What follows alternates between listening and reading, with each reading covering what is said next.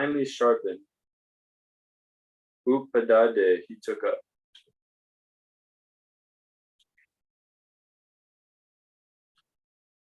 Translation. At this time, one of the thieves, acting as the chief priest, was ready to offer the blood of Jadbharat, whom they imagined to be an animal.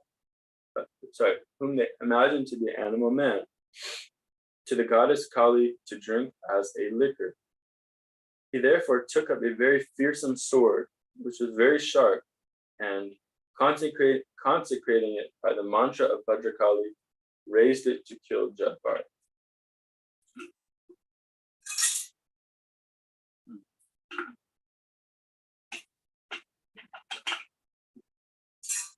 Okay. Next text. Okay, I'll just read the translation of this one. Translation imperfect. All the rogues and thieves who had made arrangements for the worship of goddess Kali were low-minded and bound to the modes of passion and ignorance. They were overpowered by the desire to become very rich. Therefore, they had the audacity to disobey the injunctions of the Vedas, so much so that they were prepared to kill Jadbharat, self-realized soul born in a Brahmana family. Due to their envy, these dacoits brought him before the goddess Kali for sacrifice. Such people are always addicted to envious activities, and therefore they dared to try to kill Jadbharat. Jadbharat was the best friend of all living entities. He was no one's enemy, and he was always absorbed in meditation on the Supreme Personality of Godhead. He was born of a good Brahmana father, and killing him was forbidden, although he might have been an enemy or aggressive person. In any case, there was no reason to kill Jadbharat, and the goddess Kali could not bear this. She could immediately understand that these sinful dacoits were about to kill a great devotee of the Lord. Suddenly, the deity's body burst asunder, and the goddess Kali personally emerged from it in a body burning with an intense and intolerable effulgence.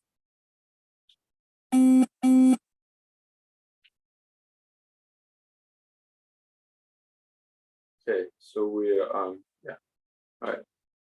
We're kind of reaching the climax of this pastime here. Purport. Shilpapa. According to the Vedic injunctions, only an aggressor can be killed. If a person comes with an intent to kill, one can immediately take action to kill in self-defense. It is also stated that one can be killed if he comes to set fire to the home or to pollute or kidnap one's wife. Lord Ramachandra killed the entire family of Ravana because Ravana kidnapped his wife Sita Devi. However, killing is not sanctioned in the Shastra for other purposes. The killing of animals in sacrifice to the demigods, who are expansions of the Supreme Personality of Godhead, is sanctioned for those who eat meat. This is a kind of restriction for meat eating. In other words, the slaughter of animals is also restricted by certain rules and regulations in the Vedas. Considering these points, there was no reason to kill Jadbharat by certain rules and regulations in the Vedas.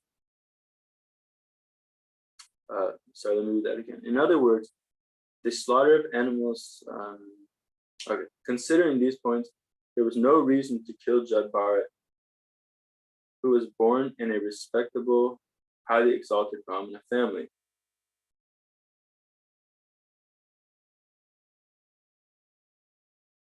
He was God. Okay, sorry. I'm mixing my sentences up here because I think this is an interesting sentence here. So I'll just back up a little.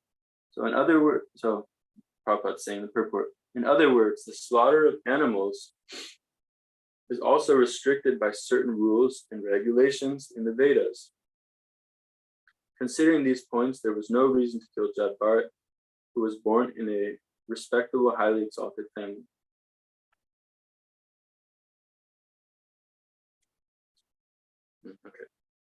Okay, continue on. He was a God-realized soul and a well-wisher to all living entities. The Vedas did not at all sanction the killing of Jad Bharat by rogues and thieves. Consequently, the goddess Bhadrakali emerged from the deity to give protection to the Lord's devotee. Srila Vishwanath Chakravarti Thakur explains that due to the Brahman effulgence of such a devotee of Jad Bharat, the deity was fractured. Only thieves and rogues in the modes of passion and ignorance and maddened by material opulence offer a man in sacrifice before the goddess Kali. This is not sanctioned by the Vedic instructions. Presently, there are many hundreds and thousands of slaughterhouses throughout the world that are maintained by a puffed up population mad for material opulence. Such activities are never supported by the Bhagavatam school. Om Jnana-Timiram Dasya Jnananjana Salakaya Chakshua Militam Yena Tasmai Shri Gurave Namaha. Shri Chaitanya Manobhishtam Sapitam Yena Bhutale Swayam Rupa Kadamayam Dadati Swapadantikam Vandeham Shri Guru Shri Tapa Kamalam Shri Guru Vaishnavam Shri Rupam Sagrajatam Sagana Ragana Tambitam Tam Sajivam Sarvetam Sarvadutam Parijana Sahitam Krishna Chaitanya Devam Shri Radha Krishna Padam Sagana Lalita Shri Shakampitam Panchakalpa Taruvyascha Vipa Sindhuvya Evacha Patitanam Pavanebhyo Vaishnavebhyo Namo Namaha. Jai Shri Krishna Chaitanya Prabhu Nityananda Shri Advaita Gadadhara Shivasari Gaura Bhakta-vrinda. Hare Krishna Krishna Krishna Hare Hare Hare Rama Rama Rama Hare Hare. Mukam karoti vachalam pangam lankaite ki yatti patamaham vande Shri Guru Dinatarinam.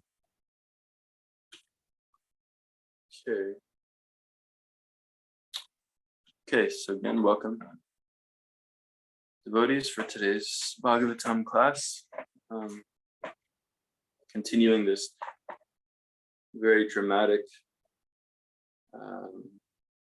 event of this wonderful, very rare the episode of the Bhagavatam, talking about this very rare soul Jad Bharat.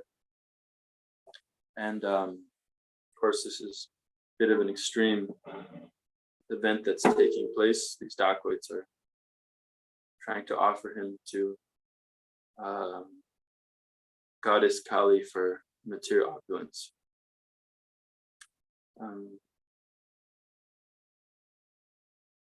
So it's very interesting because just guess some technical things from the purport.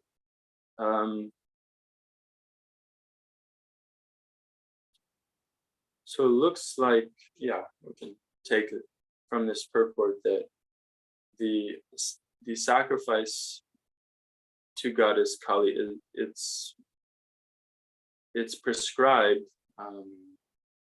It's not prescribed, but it's an allowance made for one to, if one has a deep desire to eat meat, then okay, then there's kind of a way to do it in such a way that one will ultimately become purified. Because as we know throughout, all these Vedic injunctions, there's either the chanting of Om, which of course is purifying, or sometimes just how the mantras are set up, they kind of lend to the idea that either this isn't exactly the most ideal thing, or it's purifying in some way. So like the example, if one is going to offer a goat, before chopping off the head of the goat, then the translation of the mantra is that I'm taking off your head in this lifetime, but in the next life you will actually be taking off my head. So in this way one can kind of become very reflective and gradually become purified. So interesting. We actually read this morning also, the 15th chapter of Bhagavad Gita. We've been reading one verse and purport each day as kind of part of the morning program.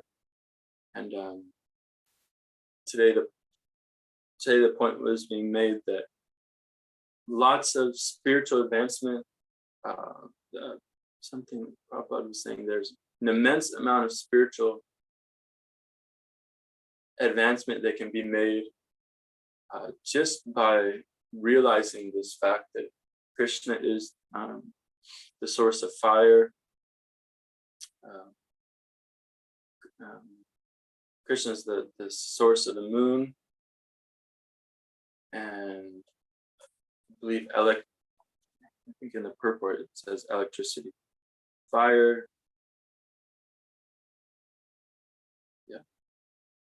So by realizing that Krishna is actually the source of these things, then a lot of advancement can be made. And so, Prabhupada says this also, that just in relation to this verse, Vasahama Psikonteya Prabhasmi Sasi Sudaya, that Krishna is saying, I am the taste of water. So Srila Prabhupada said that if one even just thinks about how when before one drinks wine, if one thinks, okay, Krishna is actually, the taste in this wine, then one is kind of, starting their spiritual life, and lots of advancement can come from that. There are many different kind of processes for this gradual spiritual advancement.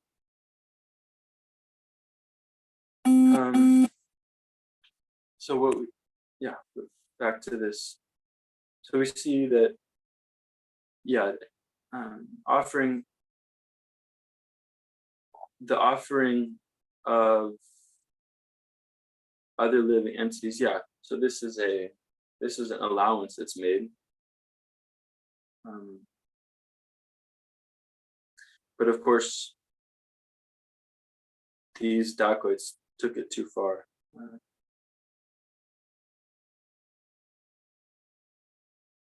So here Prabhupada says, the killing of animals and sacrifice to the demigods, who are expansions of the Supreme Personality of Godhead, is sanctioned for those who eat meat. This is a kind of restriction for meat eating. In other words, the slaughter of animals is also restricted by certain rules and regulations in the Vedas. Considering these points, there was no reason to kill Jatpar, who was born in a respectable, highly exalted Brahmana family.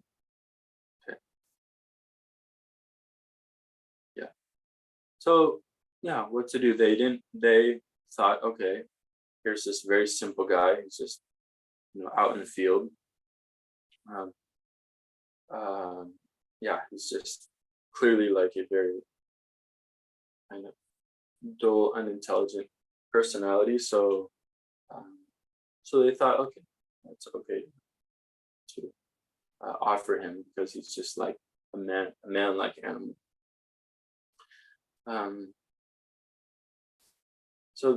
This is the thing about spiritual life, is it's not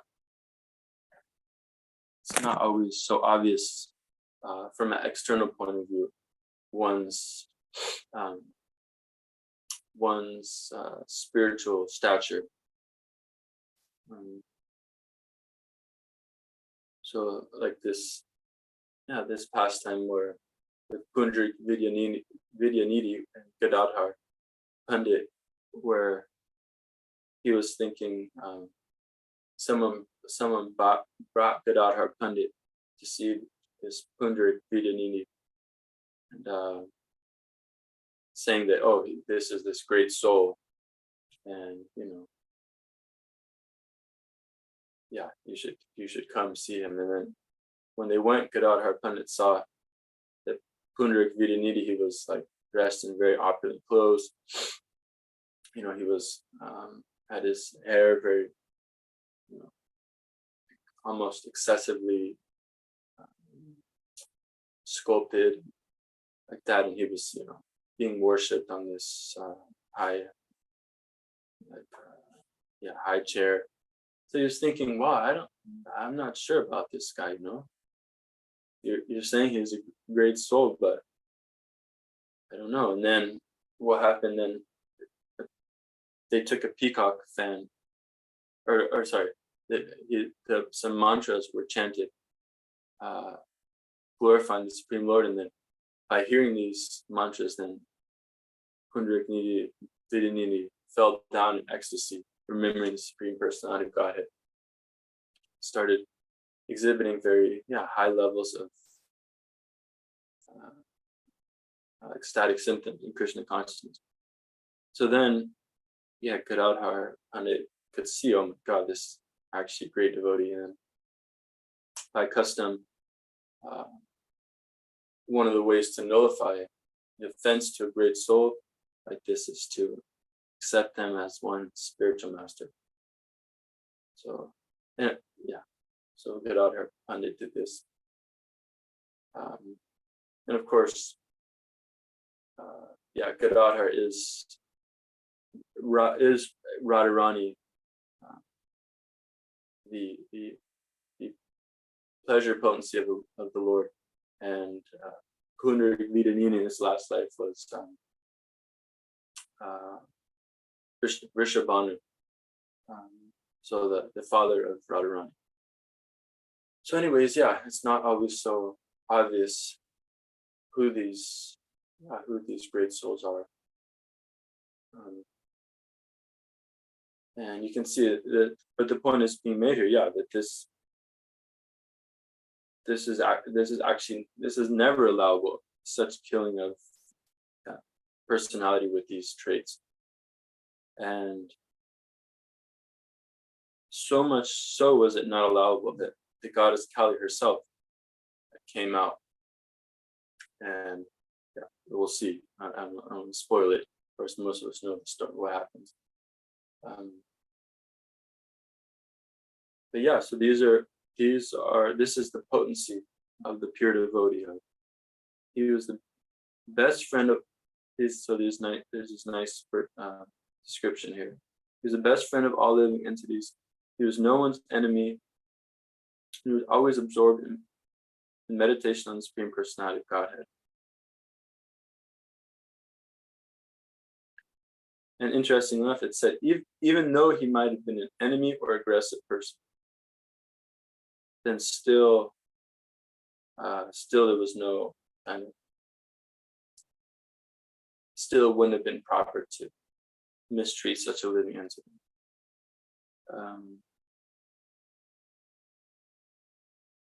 He was the best. Amazing, he was the best friend of all living entities. So you can see like that the difference here, right? It said these rogues and thieves, they were very low-minded and bound to the modes of passion and ignorance. And because of this, because of their desire to get rich, then they were willing to do such heinous things as like kill a human being. So, of course, Bhagavad Gita explains this in the demoniac qualities, chapter 16. That, for people like this greedy mentality, they're thinking, you know, I'm so rich today, I'll just get richer tomorrow. All my enemies, will be killed like this. So pretty much, yeah, anyone who's getting in the way of my wealth like that, just off with them, off with their heads like that. So very, yeah, like it's saying here, it's a very low-minded kind of way of existing. But it's, yeah, I mean, yeah, it's envious. Like this is, I was always actually surprised how kind of frequently this term envy was used. So I thought, okay, yeah, like we hear this term envy being kind of very much used in different contexts. And, generally I thought before coming to Krishna consciousness, envy is like, okay, you kind of like something that somebody has, and yeah, you're like more or less jealous. But yeah, envy can even come out in ways of like, yeah, just criticizing someone, or there's this famous kind of anecdote where Prabhupada, after Yamuna Devi, the famous cook in our movement, she became a very good cook, and Prabhupada said, well, either it was her cooking or her pujari skills, one of those. And Prabhupada saw, okay, she's becoming very skilled, and Prabhupada said, now teach others, because if you don't teach others, then you'll become envious. So it's interesting, yeah. In other words, by not kind of taking this position of wanting to help, then this is actually this is kind of laying the breeding ground for envy, because naturally then you see someone's skills developing, and become a little become a little competitive and this. So yeah, it's very much this whole thing of envy. That's very much as it said here, it's a very low-minded. It's a very low-minded attribute to have, and we're seeing. But Jadabara, he was actually the best friend of all living entities. So yeah, this envy can come out in so many subtle ways, like I just explained. Or one time, Mukta Vandya Prabhu, who used to live here many years, and he came and gave class, and he was saying how he heard one time there was these kids, and they were kind of like, being a little rowdy, and I guess became a little confrontational within themselves. And one of the mothers yelled, oh, whatever the kid's name was, Balaram Das, stop being envious like this. So yeah, pretty much this envy is just in any way, shape, or form, it's just wanting to take down others, or not wanting others to succeed and come to their highest potential. And yeah, it can cause so much havoc, right? In any spiritual, in any type of communities, but especially in spiritual communities, where we are trying to develop these higher qualities. It can be very it's very, yeah, I guess it can be more harmful because we're also trying to teach others that, okay, come here, come join, develop all these good qualities. Then, someone joins, and then they might see, okay, wow, these people, just see these people have such a high philosophy, and not see the envy that they have amongst their own selves. And as we know, yeah, Prabhupada also, he describes, he defines violence as not striving to educate others. So like this.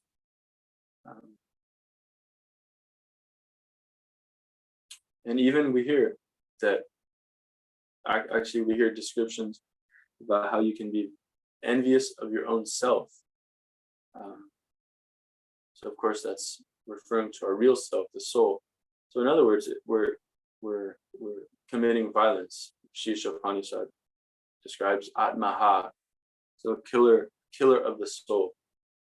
So we're actually being envious of our own selves by not elevating ourselves and doing things that are against our own spiritual advancement, like that. So yeah, there's many ways that this envy comes out, and it's of course it's also the root of our being in this material world, is this idea that this envy of Krishna that we have, that okay, we're all supposed to worship this person, and all the worship is supposed to go to them, and none is supposed to come to us. So it's a little hard to actually swallow such a statement, like, okay, all the glories are for this, all the glories are for somebody, and that somebody is not me. It's you can just feel how it just rubs against the false ego. Or if you don't feel it just by the statement, just think back, maybe there's a time when you weren't given what you thought was proper respect, or someone comes around with the ghee lamp.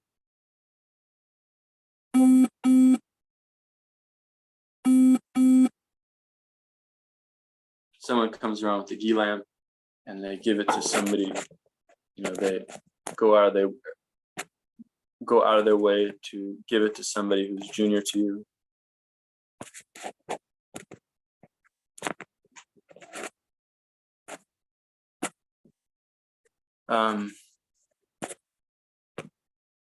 So we can see how this envy comes up. Even I remember one time these devotees were cooking, and somehow just a little thing, like I saw that, these devotees have been cooking, and then because they were cooking, then they got to, like, I saw them walking out with these nice plates of samosas and pizza, and I just remember being so envious. Like, I want some of those samosas and pizza, and it's like, because I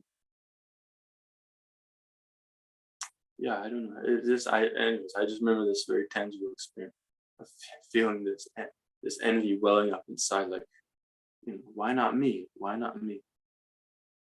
So we know that our whole Krishna conscious process is meant to just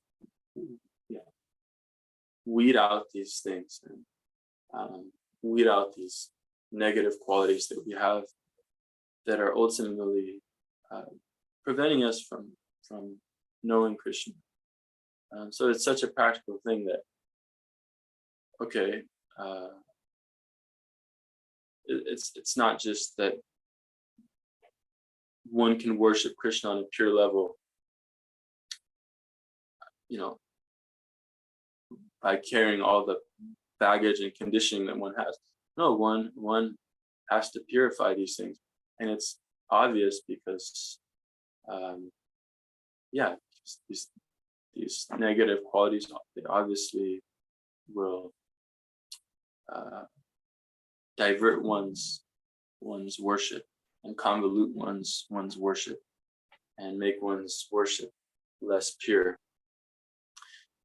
So these things are very important to weed out, all these undesirable qualities. And of course, so here, the opposite we're seeing. Jadabharat was actually the best friend of all living entities. So he was always thinking that, yes, I want what's best for this person. I'm willing to sacrifice for this person. Bhakti Tirtha Maharaj, in one of his books, he gives a very powerful meditation that, where he says, like, okay, if you see an old lady walking on the street struggling, like, what pain are you willing to go through to help her? So he goes through all these meditations, what are you willing to, are you willing to take on that suffering so that somebody else can be free from the suffering? And that's what it means, right? Being a friend of all. Jadabharat is the best friend of all living entities. So if one is a true friend, and what is a true friend do? True friend will sacrifice, right? True friend will sacrifice for the well-being of the other friend. If there's no sacrifice, then you can have a very superficial relationship, but the depth won't be there. That comes when you see it. Wow, okay, this person really went out on a limb. This person really sacrificed something for my pleasure. So being the best friend of all living entities, this is a very powerful point. And we might think, okay, this is kind of different from Krishna consciousness, but no, it's actually, these things are actually a byproduct of becoming Krishna conscious. Then you think like that. So there's so many nice sources to talk about that. But just a practical example, I remember one time we were in morning Bhagavatam class, or evening Bhagavad Gita class, and it was at Rupanuga Vedic College, Kansas City Temple, and we were graced by the presence of His Holiness Danavir Maharaj, and class is going on, and all of a sudden we hear this screech, beep. You know how you hear before a car crash, someone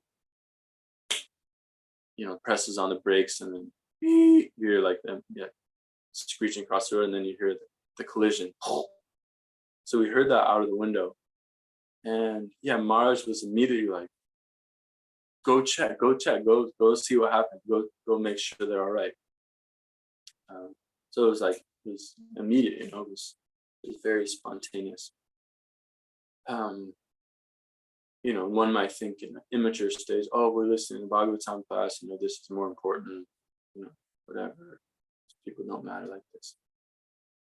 And another example, I was with my Guru Maharaj, and we're walking through some park, and there was this guy there. It was mid-afternoon, but this older gentleman was just very intoxicated, riding his bike.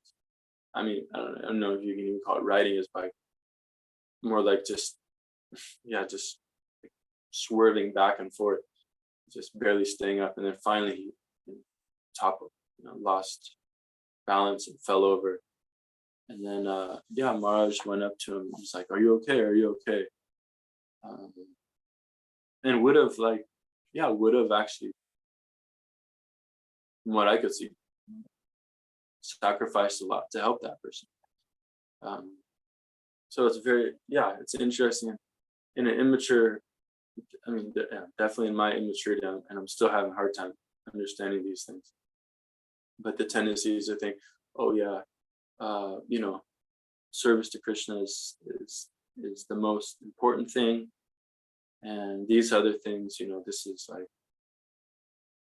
not so important, and we shouldn't take our time from devotional service to cater to such things. And of course, it is one should in some sense calculate, like, okay,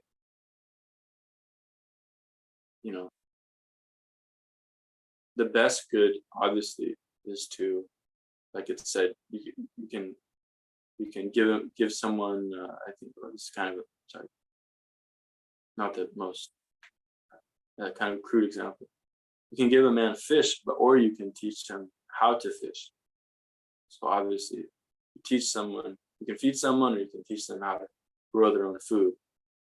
Obviously, teaching them how to grow their own food is better.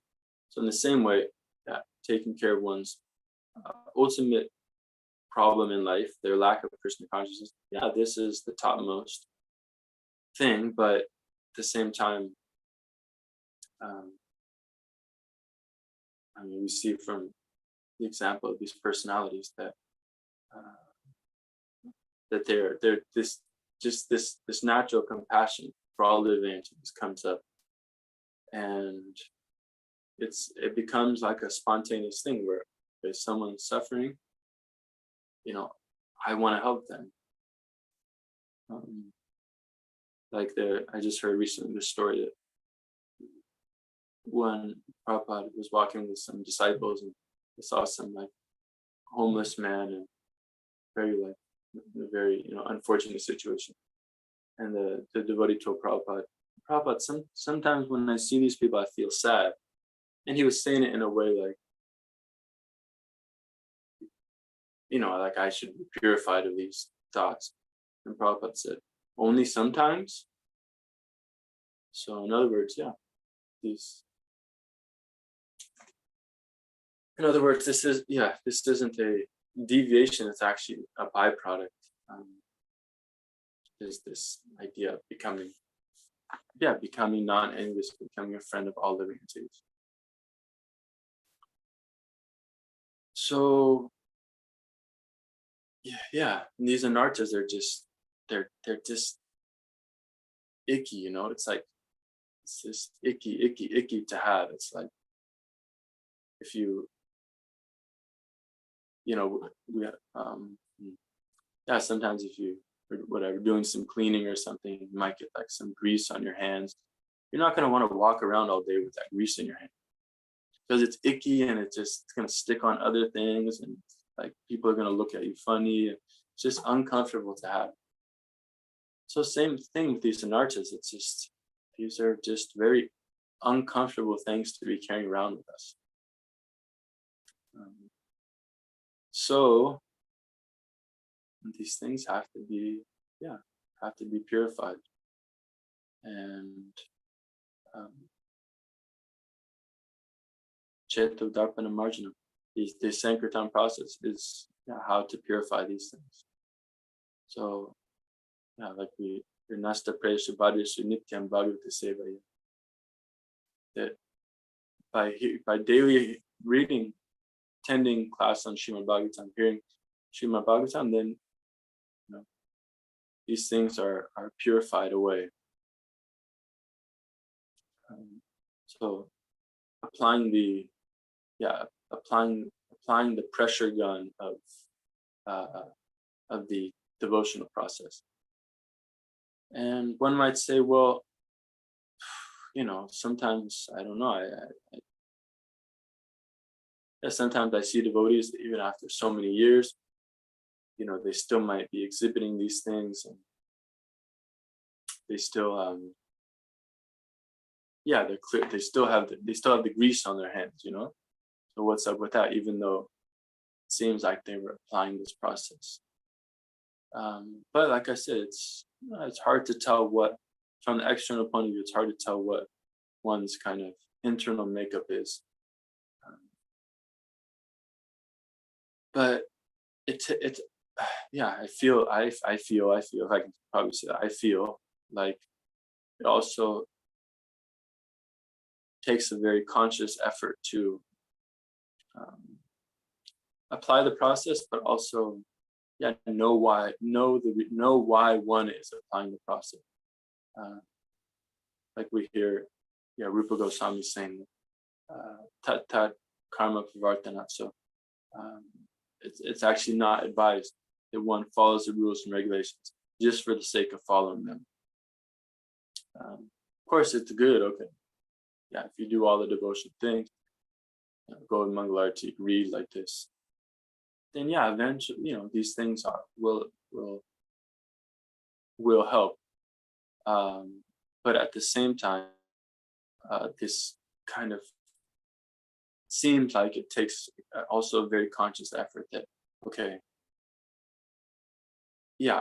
I want to be Krishna conscious. I want to end this material existence. Like Prabhupada said, what's the reason? One of our, how do you say? As he said, we actually don't. We're not heading to the spiritual world quick enough because we actually don't want to.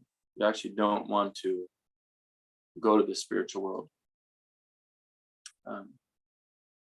So it seems like this conscious desire, like, yes, I want to become Krishna conscious in this life. I want to get free from these undesirable qualities, and finish with this material sojourn like that. So being very conscious. What do they say? What's this word they say? Deliberate. Anyways,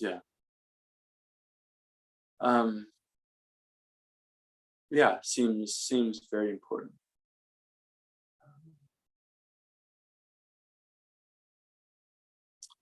So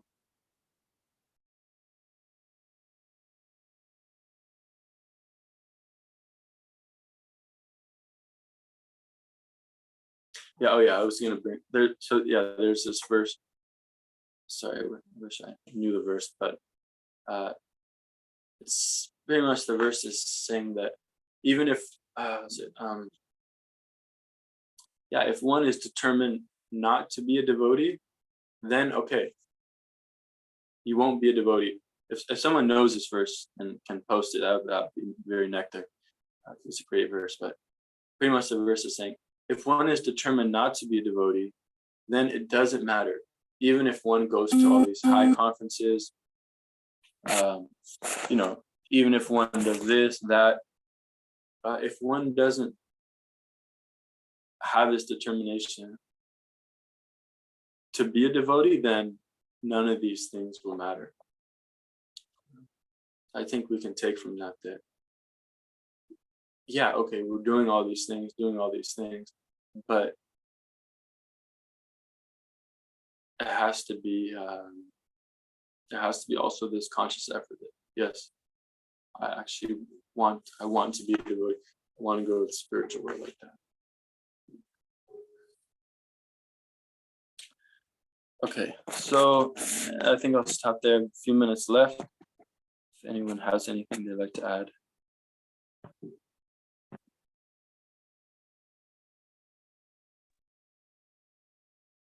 Hare Krishna. Thank you, Dasya-Prema Prabhu. I enjoyed your class. We covered lots of territory and discussed a whole bunch of aspects of the problem of envy It was a nice meditation. Envy, of course, is an impediment to our progress in Krishna consciousness, and it is the root cause of our entanglement in material life. You actually put a smile on my face when, after discussing the problem of envy, you finally got around to explaining the solution. The means for ridding ourselves of this anorta of envy is, of course, the process of devotional service itself, and chiefly the chanting of Hare Krishna, which is our main means for purifying our heart, as you pointed out. Cheto Darpana Marjanam cleanses the heart of all these anartas. And you also made mention of the hearing of Srimad Bhagavatam, which is another important means for overcoming these anarthas. And similarly, there are others, and broadly, they are everything that we do in Krishna consciousness, the entire program that Srila Prabhupada has prescribed for us, starting with rising early in the morning and all of our sadhana, our association with devotees, the honoring of prasad, and reading the books, and on and on. Every aspect of our activity in Krishna consciousness is all part of that process of purifying our heart. So I thank you very much. It was a good and thorough treatment of the issue of the anarta of envy, which is a big stumbling block. It's a colossal stumbling block. Everyone has to contend with that at some stage or another. Envy will rear its ugly head again and again, and there isn't an artificial way to subdue it, or the only genuine way to solve that problem is that we have to actually purify our heart. You can't fake it. There's no substitute for actually hearing and chanting the holy names with attention and without offense. That will actually solve those problems, and then we can